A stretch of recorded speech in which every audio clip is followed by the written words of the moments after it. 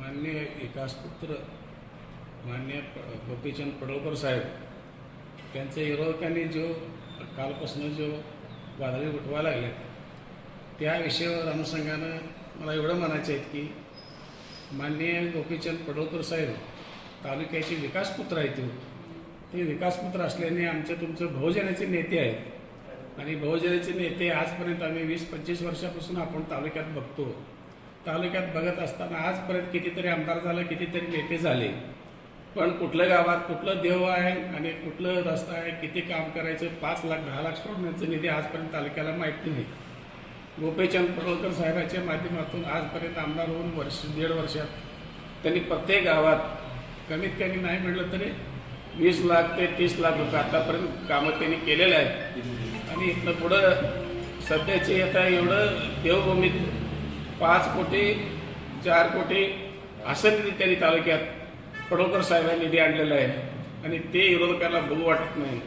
म्हणून त्यांनी काय तर देवभूमी चुकीचं आहे असं काय तर आरोप त्यांनी वेगळं काढायला लागले. पण पडळकर साहेबांच्या माध्यमातून एखादा डॉक्टर असते त्याला पुरस्कार मिळाल्यावर त्याला पद्मश्री होते. असं जत तालुक्याचे नाव त्यांनी काढलेलं नाही. जत तालुका राहणार आहे.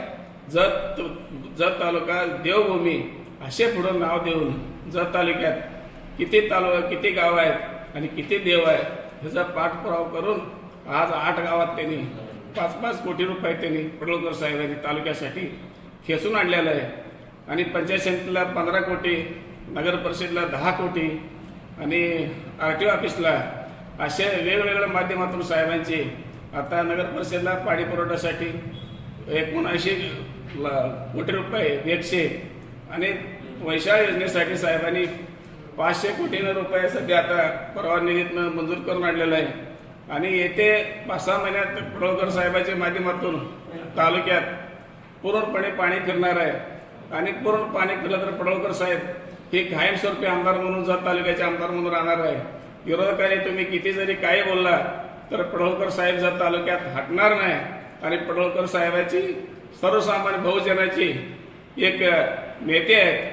आणि पडळकर साहेबांनी त्यांनी घरात बसून काम करणार नाही. एक वाडी घरापर्यंत जाऊन एक गोरगरीब असते तिथंपर्यंत जाऊन त्यांनी एखादा काय अडचण आहे वाड्या वस्तूवर जाऊन काम करणारे असे आमचे नेते पडळकर साहेब आहे. आणि पडळकर साहेबांनी तुम्ही किती जरी काही बदनाम करायला गेला तर बदनाम होणार नाही. भविष्यात पडळकर साहेबांनी 1-2.5 वर्षात त्यांनी मंत्री म्हणून राहणार आहे आणि आमच्या तालुक्यातील विकास करणार आहे. आणि त्यांच्या माध्यमातून विकास झाल्याशिवाय राहणार नाही. असं बहुजनाचे एक आमचे नेते पडळकर साहेब इथनं पुढं त्याचं उजवत त्यांनी किती ओरडतील तेवढं नाव त्याचं उंची होत जाणार आहे, पण कमी होणार नाही. एवढं सांगून मी थांबतो. जय हिंद, जय महाराष्ट्र.